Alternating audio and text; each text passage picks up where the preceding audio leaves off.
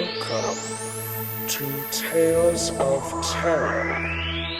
I'm your host, Grim Goblin Jack. Listen here if you dare to these stories told. You may catch some chills along the way. You never know what's around the bend until it grabs you in the end.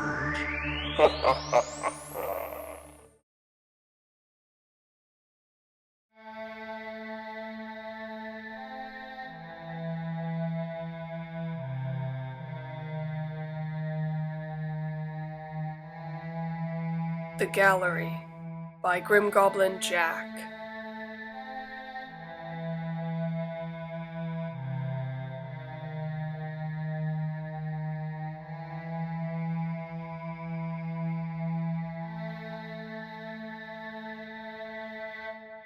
It was on a rainy day that he had spotted the Gallery off 3rd Street in the small college town.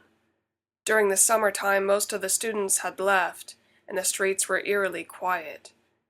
He had only managed to find the place while seeking shelter from the rain while coming back from the farmer's market. The Gallery was situated behind a bar next to a shoe repair shop that was across from the antique store. Oddly enough, the Gallery didn't have a title, and he guessed it was a pop-up style, so it hadn't been there long.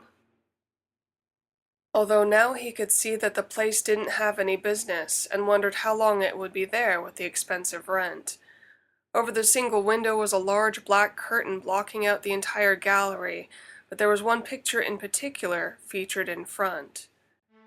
The picture was of the railroad tracks that ran through the college town off Nord Avenue. He thought he recognized the scene near the Greyhound bus station, where Gold's Gym was now out of business. It was a strange scene to paint, and there were no people in the picture.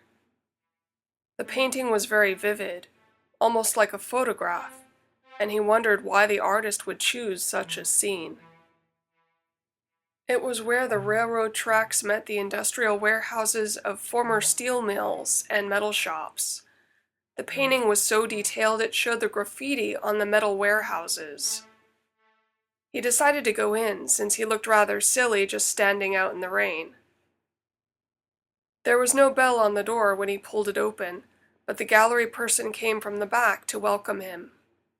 Perhaps there was a camera there. "Hello, welcome." He nodded at the man he silently remarked was very strange.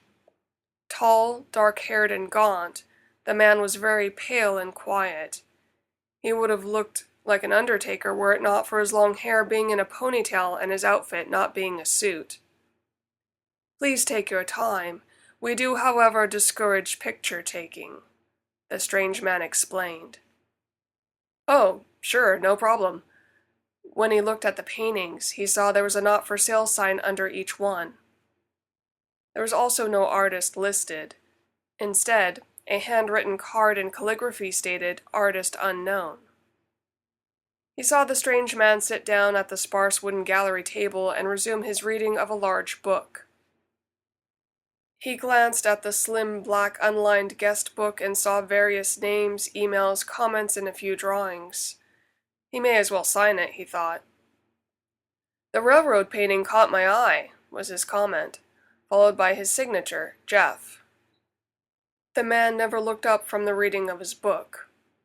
Jeff scanned the room and saw it was very plain, with a gray cement floor and gray paint on the walls. It wasn't exactly inviting. He supposed due to the limited nature of the pop-up gallery and its small budget, they weren't going to put much into it anyway. The paintings were enough to draw one's attention, and he immediately set his eyes upon a black framed oil painting.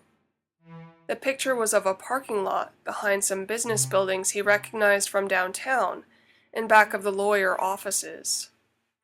The sparsely lit scene showed a car parked but with its driver door open, although no passengers were inside. The car was a gray 4-door Honda sedan. He wondered why the artist would choose this strange and eerie subject. What significance would the car have to the artist? The angle of the car made it so Jeff couldn't see the license plates. The next oil painting featured a view from Highway 32, overlooking the ridge from Forest Ranch before the fires. However, this picture focused on a graveled shoulder where you could see car tracks but no car. Jeff bent closer to the picture and saw there were 2 car tracks following each other. On the ground, something silver glimmered, but it was hard to see what it was. It looked like a piece of jewelry, but Jeff couldn't tell if it was a bracelet or an earring. Another picture showed an alleyway between City Hall and the original courthouse facing the city plaza. The painting was dark, but even Jeff could see that something was wrong. A cell phone and a pair of dark eyeglasses were on the ground. It came to Jeff as he paused to view another painting. It looks like a crime scene, he thought silently, looking at the oil painting of a purse and a pair of shoes near a bench in the park. He remembered the strange empty tableau slides he saw on crime shows. The pictures were devoid of any human life, and yet they contained clues within to tell the viewer what crime had occurred. Were these paintings really crime scenes? He glanced at the dark-haired man who remained still the whole time. The guy hadn't so much as rubbed his nose or sniffled. Jeff was feeling chilled, but the sky was dark outside with thunderous clouds, and all of a sudden, it started to rain buckets on the sidewalk outside. "Wow, it's really coming down now," Jeff remarked to the man. "Yes, it is," the man stated. He hadn't even turned around. The man didn't seem friendly, but perhaps that was a thing with artsy types, being aloof and a bit snobbish. Jeff didn't think the gallery would last long. Then he saw the last painting on the wall. "Shit," he swore. "What is this, some kind of sick joke?" That finally got the man's attention, and he got up out of his chair to stand beside Jeff to gaze at the painting. Jeff was livid. The painting was of his house, and there was a strange object near the door, or rather a weapon. It was an axe. Jeff didn't own an axe, and his wife sure as hell didn't either. In the painting, the axe was covered in blood. "This is my house! What the hell is this?" He pointed to the bloody axe. "An axe," the strange man calmly answered. Jeff refrained from punching the man and instead grabbed his cell phone to call his wife. There was no answer. Without a word, Jeff ran out of the gallery and into the pouring rain, forgetting his farmer's market groceries. The strange man stared at the painting. "I wonder why he's in such a hurry." He turned and picked up the groceries, going through them without much interest. He flipped the sign on the gallery door to closed, and brought the groceries to the back room. "Death has all the time in the world, Jeff. I'm sure your wife will agree."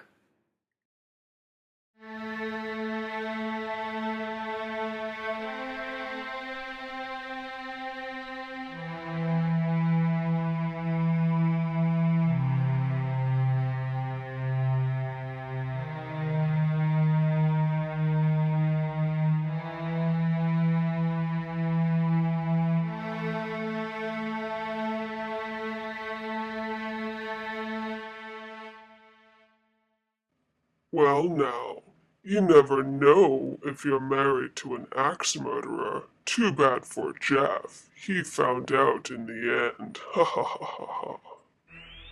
If you'd like to hear more tales of terror, please follow along. There'll be more tales of terror awaiting you.